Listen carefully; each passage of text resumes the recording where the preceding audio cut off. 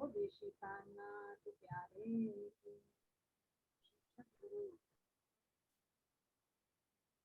सदगुरु श्री रामचंद्र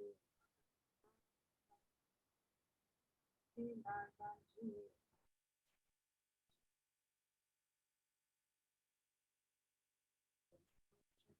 चरण प्रेम करना अशुभ हरण मंगल करण चंद्र जी ना श्री काणनाथ मूलपति श्री मेहराज शुभना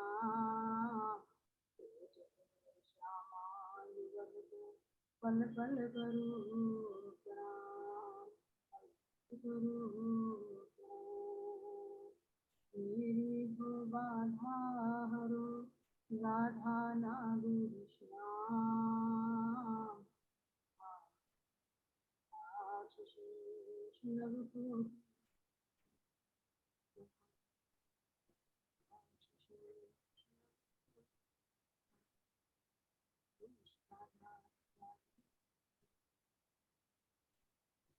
तथा प्रारंभ होते हैं तुमो साथ चित दे जोशी प्राणनाथ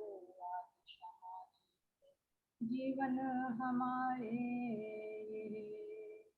श्री महामति कहे साथ जी भया चर्चा का बखत अब तुम सुनियो चित दे आगे आए बैठे जगत आगे आए बैठे जगत वो ऋषिकानाथ प्यारे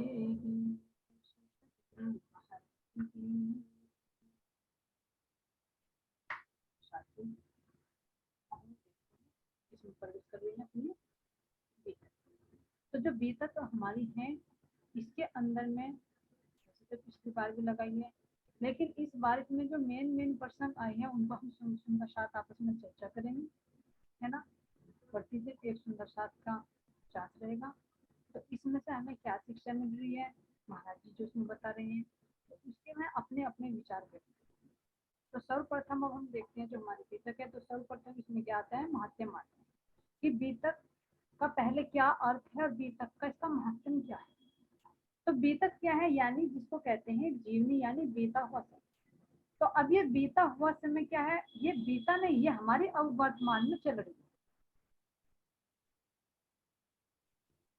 अब कैसे चल रही है, बीतक कहाँ से शुरू हुई, हमारी परम धाम से ही शुरू हुई और अब भी चल रही है।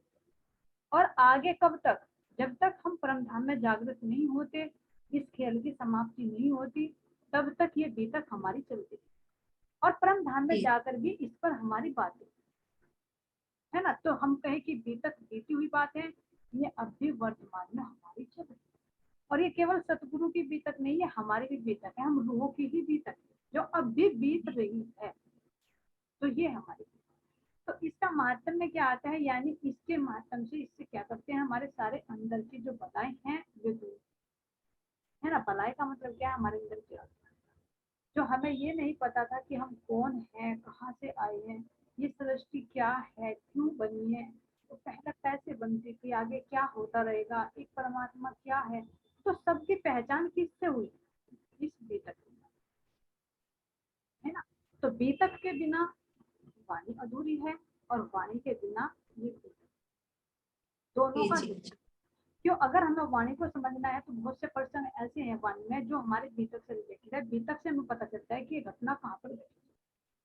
तो इसी को मद्देनजर रखते हुए हमारे श्री प्राणनाथ जी ने खुद, जब ये पता है कि भाई जैसे विक्रम संवत 1751 में, है ना, तीज के दिन वे ध्यान अवस्था में पहुंचे, फिर चौथ के दिन भी सुंदर साथ में दर्शन किए, और पंचमी के दिन फिर मठ जी में प्रदानी करके फिर ये लालदास जी से बीतक का कार्य शुरू करा। तो लालदास जी महाराज जी ने क्या अपने आप लिखी नहीं, तो इन्हें श्री महामती जी की उपाधि क्यों मिली, क्योंकि जो पांचों शक्तियां इंद्रावती जी के हृदय में विराजमान होकर कार्य कर रही थी, तो वे सारी की सारी शक्तियां हमारी लालदास जी महाराज जी के अंदर आकर विराजमान जी, उन्हीं शक्तियों ने ये कार्य किया, उन्हीं शक्तियों के माध्यम से ये बीतक लिखी गई है। तो इसी इसीलिए बाद में लालदास जी महाराज जी को महामती जी की उपाधि, केवल तन लालदास जी का चुना गया है, लेकिन करने वाले धामधनी ही, शोभा तन को जरूर। तो ये साक्षात ये बीतक भी हमारे धामधनी ने खुद लिखवाई। क्यों लिखवाई? ताकि हम जैसे सुंदर साथ पीछे रह गए थे और जो आगे सुंदर साथ चले उनको उनकी जानकारी लेकर हम भी अपने कदम बढ़ाए। और इस तारतम वाणी को जो कह रहे हैं कि साथ चढ़ने हैं तो आए, लेकिन पिछले कारण ये बात जो साथ में है वे तो चल रहे हैं, लेकिन जो हम जैसे पीछे रह गए तो धामधनी अति मेहर अति कृपया करते तारतम वाणी का पधरावनी की और फिर उसको अच्छे तरह से समझ सके तो ये श्री पीतक का भी रचना करते। तो इसी दिन से ये पीतक का कार्य शुरू हुआ है। तो इसीलिए पंचमी से ये पीतक ग्रहण शुरू। और बातूनी रूप से देखे तो सही मायने में तो मेरे प्राणनाथ जी महाराज जी ने जो अपनी जाहिर लीला को स्मरण किया और खुद अंतर ध्यान हो गए, और अंतर ध्यान होकर इस तारतम वाणी के माध्यम से, इस गीतक के माध्यम से अब हर जगह हर रूह के घर, हर रूह के हृदय में विराजमान होकर हमें वो अपना आनंद प्रदान करते। तो साक्षात चाहे तारतम वाणी हो चाहे हमारे गीतक ग्रंथ हो, ये जो हमारे 5 पुष्प आदि विराट है, व्रति है, हमारी शिवा पूजा है, गीतक साहिब है और हमारे, तो इन सब से ही हमें पूर्ण जानकारी प्राप्त होती है। तो ये हमारे 5 पुष्प बनकर के हमारा ये पूरा ग्रंथ पूरा पूरा। तो अब इसमें देखते हैं जो श्री लालदास जी महाराज जी जो शुरू करते हैं तो कहाँ से करते हैं? सर्वप्रथम सतयुग के यानी 4 युगों के राजाओं से शुरू। जी राजाओं से। तो इसे ही मंगलाचरण के रूप में किया। अब अलग से मंगलाचरण क्यों नहीं कहा? क्योंकि जब धामधनी खुद लालदास जी महाराज जी के ध्यान हृदय में विराजमान होकर इस वाणी को प्रकट कर रहे हैं, तो फिर वे किसकी विनती करे, किसकी अर्जी करे? तो इसलिए जो संकेत दिया गया है, अब ये दिया गया है तो इसको ही जो 4 युगों के राजाओं के नाम है इसे ही मंगलाचरण के रूप में माना। और इस 4 युगों के राजाओं का नाम क्यों दिया गया? अब युगों के राजाओं से क्या मतलब रहा? तो ये मतलब इसलिए रहा क्योंकि शास्त्रों में जो संकेत लिखे हुए हैं कि आखिर में निष्कलंक बुद्ध अवतार आए, तो उनकी पहचान कराने के लिए, क्योंकि जो भविष्य पुराण है हमारे, जो 18 पुराण हैं, 4 वेद हैं, 6 शास्त्र हैं, तो इन सारे शास्त्रों में जो साक्षियां दी गई हैं कि कलयुग 28वें कलयुग में निष्कलंक बुद्ध अवतार प्रकट होंगे, तो उनकी तरफ को संकेत दिखाने के लिए, उनको क्लियर करने के लिए ये राजाओं का नाम का वर्णन किया। और राजाओं का भी देखें तो राजाओं में भी कौन से राजा लिए, तो कुछ का नाम इसमें ऐसा भी आता है जो राजा हुए ही नहीं। हाँ जी जैसे अर्जुन है तो अर्जुन तो राजा नहीं हुए, को राजा बनाया गया। लेकिन फिर क्यों लिया गया? इसलिए लिया गया है क्योंकि जो राजा राजा तो रहे लेकिन उनके अंदर धर्म का भी कार्य किया, तो दिव्य शक्ति ने कार्य किया। तो इसलिए मेन रूप से इन राजाओं के नाम लिए। तो 4 युगों के राजा जो वर्णन आता है, तो सतयुग में 17, त्रेता में 29 और द्वापर में 19 और कलयुग में 20 इन राजाओं का वर्णन आता है। तो अब आखिर में जब कलयुग में जो 28वां कलयुग है, इसके अंदर जो वर्णन किया गया निष्कलंक बुद्ध अवतार, तो यही तो हमारे प्राणनाथ, उन्हीं की पहचान के लिए तो शुरू से क्रम से लेकर आए हैं। तो इन 4 युगों के राजाओं का मतलब ये है कि ताकि इन राजाओं में से एक जो निष्कलंक बुद्ध अवतार है उनका भी साक्षी दी जाए। अब ये 4 युग जो हैं, तो 4 युगों में अलग अलग समय है इनका। तो पता ये सतयुग है, त्रेता है, द्वापर है और कलयुग है ना। तो इनकी अलग अलग समय अवधि भी है, अलग अलग इसमें अवतार भी हुए हैं। तो कलयुग में तो अंतिम अवतार तो विजय नंदन भी बुद्ध निष्कलंक अवतार है हमारे प्राणनाथ है ना, तो उसकी भी साक्षी दी गई है। तो अब ये 4 युगों के अंदर देखते हैं कि जो हमारा वर्णन आता है, एक श्लोक आता है, इसमें आगे देखेंगे भविष्य पुराण, तो उसमें जो साक्षी दी गई है उसका खुलासा इसमें किया गया। तो सर्वप्रथम अब हम पहले चौपाई देते हैं। बोले श्री प्राणनाथ प्यारे की जय, सतगुरु महाराज। 17 राजा सतयुग में एक कहियो राजा कृत, तीन अपने भुगति तापर भयो कृत दंड तापर।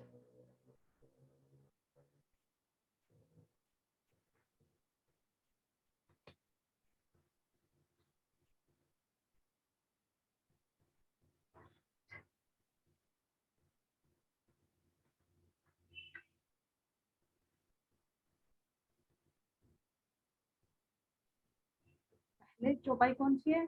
भविष्य पुराण में राजा कहे जुग चार, वचन जो है व्यास के ताको करो विचार, ताको करो विचार। 17 राजा सतयुग में एक कहियो राजा कृत, तिन अपनी भुगति तापर भयो कृत दत्त। ताऊ पर अंत भयो फेर मुचुकंदु होए, ताऊ पर थैवानंद राजा कम हो गयो सोए। ताऊ पर आदि भयो फेर हरना कुछ कहियो नाम, ताऊ पर ताके ठोर पर लाद भयो इनसाम। ताऊ पर बलि लोचन ता पर बलि भोगत, इनो अपनी भोगती लोचन बलित। ताऊ पर बानासुर ता पर कपिलाक्ष नाम, कपिल भद्र ता पर भयो चरासरी इस ठाम। ता पर धूम्र ऋषि कहियो इस 17 सतयुग के, अब कहियो त्रेता के 29 नाम भये। अब त्रेता युग के राजा प्रथम तो ब्रह्मा भयो, तापर मारीच नाम, तापर कश्यप भयो फिर सूरज इस ठाम। तापर तव छत्र भयो, तापर अक्षम्भा नाम, ता ऊपर अनंत विश्वामित्र इस ठाम। फिर महामंत्र भयो, तापर भयो चिमन, ता ऊपर राजा भयो नाम भद्र उद्वन। तापर त्रिसख भयो, तापर हरिश्चंद्र होए, तापर रोहितास नाम मान धाता कहियो सोए। फिर राजा सगर भयो फिर आशा मित्र नाम, तापर भगीरथ भयो दिलीप जो श्याम। तापर रघु भयो फिर अधिष्ठाम, तापर भयो दशरथ फिर रामचंद्र नाम। तापर लव भयो तापर अंत भान, तापर कैलखी तापर बर बरबान। ताऊ पर सुंदर सन तापर अग्निवर्ण, 29 त्रेता मिने भयो राजा ऊपर धरन। अब आए हैं द्वापर युग के राजा। 19 भय द्वापर में प्रथम इंद्र नाम, तापर भयो चंद्रमा फिर पूर्वा राजा इस ठाम। अय राजा तापर भयो निर्मोक्ष तापर होए, तापर शांतनु भयो चित्र राजा कहियो सोए। तापर विचित्र भयो तापर भयो व्यास, ताऊ पर पांडु भयो फिर अर्जुन राजा अर्जुन का नाम है। तापर अहिवरण कुमार फिर क्षेत्रनख नाम, ताऊ पर संतन भयो बलिवानी सिर ठाम। तापर निर्वाण भयो तापर बलिचद होए, तापर परीक्षित भयो फिर जन्म जे कहियो सोए। अब कहियो 20 कलयुग के, 19 कहे द्वापर, 29 त्रेता के कहे 17 सतयुग पर, 17 सतयुग पर। कलयुग के राजा अब कहो कल युग के प्रथम तो जदु नाम, ताऊ पर अजय पाल फिर महिपाल इस धाम। तापर गंधर्व सेन वीर विक्रमादित्य, तापर विक्रमा चक्र फिर भुज कहियो सावित। तापर गोरी पातशाह सुल्तान अलाउद्दीन नाम, तापर नसरुद्दीन लोहड़ा महमूद इस धाम। तापर बड़ा महमूद तापर सूखा होए तैमूर, तापर कहियो सो। ताऊ पर हुमायूं ताऊ पर अकबर, ताऊ पर सलीम शाह शाहजहां दिन पर।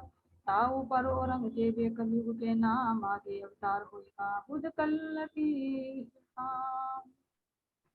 श्री महामति कहे साथ जी शास्त्र कहे यो कर, आगे अपनी बीतक सो लीजिए चित धर, सो लीजिए चित धर। तो सुंदर शास्त्री से महाराज जी क्या कर रहे हैं कि श्री महामती जी कह रहे हैं कि ये कहे मैं शास्त्र का, ये शास्त्र में वर्णन आता है तो मैंने ये वर्णन किया है, लेकिन अब क्या कह रहे हैं आगे अपनी बीतक। अब अपनी बीतक शुरू होती है और इस बीतक को क्या कह रही है चित्त में धारण कर। क्यों? क्योंकि ये अपनी बात वर्तमान की बात है, कोई भूत की बात नहीं, वर्तमान। तो अब सर्वप्रथम हमारी बीतक शुरू कहाँ से होती इसमें जो 3 स्वरूपों की बीतक आती है, तो 3 जी स्वरूप कौन से? अब इसमें ब्रज और राज का भी वर्णन आता है। तो वैसे तो हमारे रामधनी ने 5 स्वरूपों में यहाँ पर लीला की। सर्वप्रथम ब्रज में आए, फिर राज में आए, फिर अरब देश में आए, फिर धनी देवचंद जी के रूप में आए, और फिर महाराज श्री प्राणनाथ जी। तो 5 में फिर 3 स्वरूपों की बीतक क्यों? तो जो जागनी में आए हैं, तो जागनी में मोहम्मद साहब जी के रूप में आए हैं, जिनको बसरी कहा। दूसरे धनी देवचंद जी के रूप में आए हैं, जिनको मलकी कहा है। और तीसरे श्री महामती जी के रूप में आए हैं, जिनको हफ्ती चले। अब मूल से ही देखते हैं कि परम धाम से, तो परम धाम के अंदर हमारे सत्य है, चिद है और आनंद। तो 3 स्वरूप अगर मूल में देखते हैं, तो 3 स्वरूप हमारे सत्य, चिद और आनंद, क्योंकि उन्हीं का ही तो विस्तार है। हाँ जी पूरी बीतक ही किसकी चली, स्टार्ट ही कहाँ से हुआ? राजी महाराज जी जी। हम आनंद अंग में, अक्षर ब्रह्म सत अंग में, अक्षर को ब्रह्म आत्माओं की लीला देखने की इच्छा हुई, हम आत्माओं को अक्षर ब्रह्म की इच्छा देखने की इच्छा हुई कि ये क्या लीला करते हैं। तो 3 को ही तो इच्छा कार्य हो रहा है, 3 की तो बीतक है। सत अंग में अक्षर ब्रह्म है, चिद रूप में राजी महाराज की स्वयं है, और आनंद अंग में हम रूप है। तो ये 3 स्वरूपों के मूल से देखेंगे ब्रह्मधाम से, तो सत, चिद और आनंद 3 स्वरूपों की। और यहाँ पर आकर देखें तो जागने के अंदर जो मेरे राज्य महाराज जी अरब में आए मोहम्मद साहब के रूप में, तो उनमें भी अक्षर की आत्मा पर आवेश आया। फिर अगर देखते हैं हमारे सदगुरु देवचंद जी महाराज जी, तो उनके अंदर सुंदरबाई की आत्मा पर श्यामा जी की शक्ति और धामदिनी जी विराजमान हुए। और हमारे प्राणनाथ जी के रूप में तो इंद्रावती जी के आत्मा पर धामदिनी का आवेश पूर्ण रूप से अंतरित होकर ये लीला। तो यहाँ पर देखते हैं जागनी के माध्यम से, तो 3 स्वरूपों में की बीतक है, और 3 स्वरूपों में भी सारे स्वरूप सम्मिलित, हाँ जी सारे क्योंकि इसमें ब्रज और रास का भी खोला है। तो 3 के अंदर सबका विस्तार है, तो इसलिए कह रहे हैं कि 3 स्वरूपों की बीतक। तो अब इसीलिए 3 स्वरूपों को परमधाम से दर्शाने के लिए कि सत्य, चिद और आनंद। तो सत्य, चिद और आनंद को दर्शाने के लिए क्या करें कि सर्वप्रथम दृष्टि कहाँ पर ले चलो, महाकारण। तो अब महाकारण क्या बनता है? अब इसका सबसे पहला पॉइंट पकड़ लो, जैसे हम चर्चा करेंगे पूरी आपस में, कि पहला हमें क्या देखना कि महाकारण है, तो महाकारण क्या बनता है। अब महाराज जी इसको पहले भीतर में क्या कह रहे हैं, अब कहूँ फेर के मोल मिलावे की बीतक, जैसी आज्ञा धनी की वो बातें बुजरक, वो बातें बुजरक। तो अब लालदास जी महाराज जी क्या कह रहे हैं इसमें कि अब कहूँ फेर के मोल मिलावे की, ये तो मैंने यहाँ की बताई हूँ। अब मैं वहीं की बात लेकर चल रहा हूँ कि मोल मिलावे में हमारी क्या बातें, वहीं से ही तो हमारी कहानी शुरू हुई है, वहीं से तो अभी तक शुरू हुई है। तो जैसे धनी की हम पे ऊपर आज्ञा हुई, ये बात बहुत खूबसूरत है, बड़ी है। कैसी बड़ी है इसमें विचार। तो सर्वप्रथम हम महाकारण का लेंगे, तो सर्वप्रथम राजी महाराज जी के दिल में आया कि मैं अपनी रूहों को खेल खेल क्या दिखाऊं। सर्वप्रथम ये आया मैं अपनी रूहों को रोज लाल लगाता हूँ। अब नए तरीके से कैसे ला, कौन सा नया तरीका ला? तो राजी महाराज जी के अंदर आया कि इन्हें मेरे इश्क और शायरी का, अक्षर जो मेरा सत्संग है उसका नहीं, तो मैं इन्हें इसका खेल दिखाकर नए लाल लगा। तो सर्वप्रथम राजी महाराज जी के दिल में ही आया, पहले लिया हक के दिल में, पीछे आया माहे नूर, और तीन पीछे हाजी हुआ ये युगत बच। सर्वप्रथम तो राजी महाराज जी ने जब दिल में लिया, दिल से वो इच्छा निकली, तो वो अक्षर बन के हम रूपों के अंदर। सर्वप्रथम कहाँ पर आई ये इच्छा? तो इसीलिए कह रहे कि हमने खेल मांगा नहीं, मंगवाया। पहला आपके दिल में उपजी ये बात, पहला उपजिया आपके दिल में, देखा अपना इश्क और देखा अपनी शायरी, जो रूहें जानत नहीं होती कि मेरी रूह मेरे इश्क और शायरी को नहीं जानती, तो मैं उनको ये दिखाऊं। तो पहले के दिल में उपजी, तो वो बना इसका महाकाल। फिर वही इच्छा राजी महाराज जी के अंदर से हम आत्माओं के अंदर आई, अक्षर ब्रह्म के अंदर आई। तो ये खेल रचना के दो भिन्न भिन्न कारण, तो एक हुआ महाकारण, दूसरा हुआ कारण। अब तीसरा होता है कारज। अब कारज क्या है? ये सृष्टि की रचना, इस खेल की रचना। तो ये खेल की रचना किसके लिए हुई? हम आत्माओं को अक्षर ब्रह्म का ये दुख सुख का खेल दिखाने के लिए। और रास की लीला क्यों हुई है? अक्षर ब्रह्म की जो इच्छा हुई थी कि मैं देखूं धनी जी का अक्षर जी मन उपजी है, आज देखूं धनी जी का प्रेम।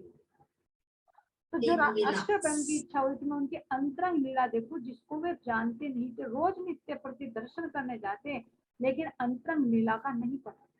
तो उस अंतरंग लीला का अनुभव कराने के लिए राजी महाराज जी ने केवल धाम के अंदर रास मंडल की रचना कराकर रास लीला।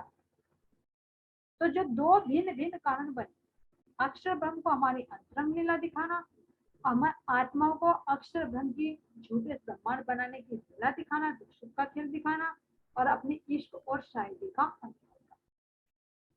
तो ये दो जो मेन कारण बने, मेन कारण है, वैसे तो बहुत सारे कारण इसके पीछे पीछे भी खुलासा किया कि बहुत सारे कारण बने इसके, कोई ऐसा नहीं कि एक ही कारण। तो दो तो मेन कारण कि अक्षर को हमारी अंतरंग लीला दिखाना और हमें अक्षर की बाह्य लीला दिखाना।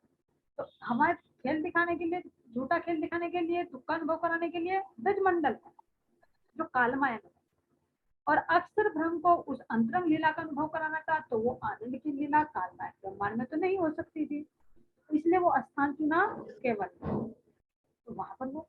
लेकिन फिर भी दोनों ब्रह्मांडों में हमारी इच्छा अधूरी रही, तो फिर ये तीसरा ब्रह्मांड।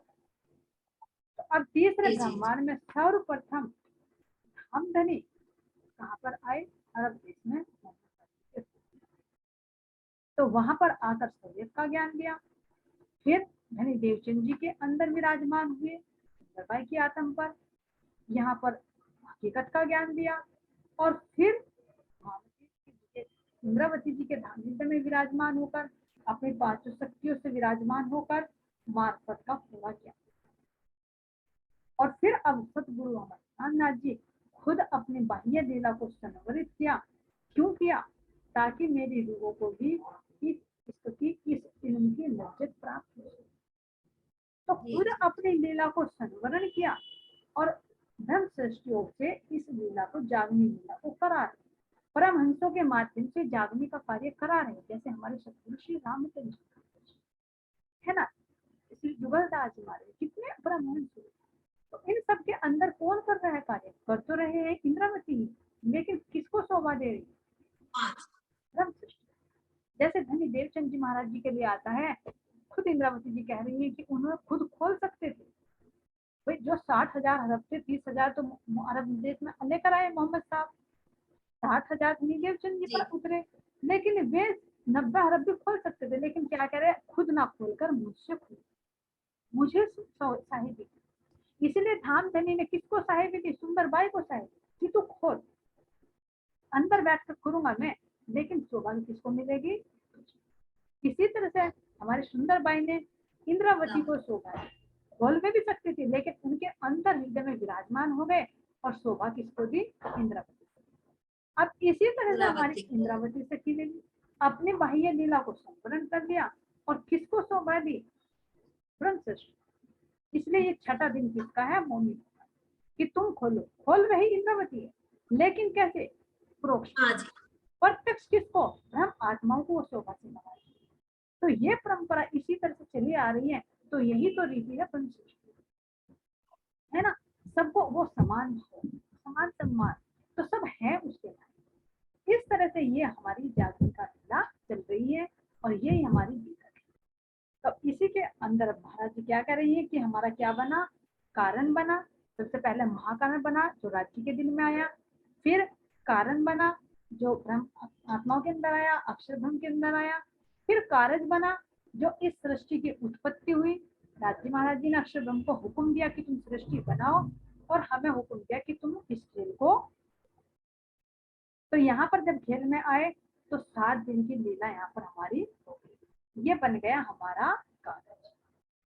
तो 3 तरह से हो गए हैं, महाकारण, कारण और कारज। जो अब कारज की लीला चली, तो अब इससे आगे चलते हैं हम। हमारी 15वीं चौपाई है ये। साल 9 से 90 9 मास वे रसूल को जब रूह अल्लाह मिसल जो सैया उतरे तब, सैया उतरे तब। अब आगे चलेगी हमारी श्री देवचंद जी की। तो अब इसमें हमारे ब्रज का दिया, दास का दिया, और मोहम्मद साहब जी कैसे अरब देश में आए हैं, और फिर अब जो धनी देवचंद जी महाराज जी हैं उनका इसके अंदर विस्तार से वर्णन किया जाए।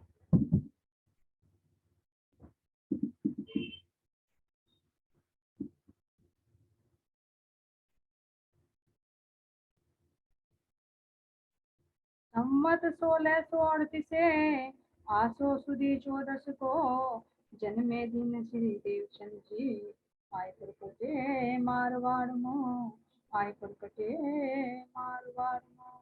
बोले श्री प्राणनाथ प्यारे की, श्री सतगुरु महाराज जी की, सतगुरु श्री रामचंद्र जी महाराज की, सतगुरु श्री लालदास जी महाराज की, श्री बन्ना सर्व सुंदर प्रणाम जय श्री कृष्ण प्रसाद।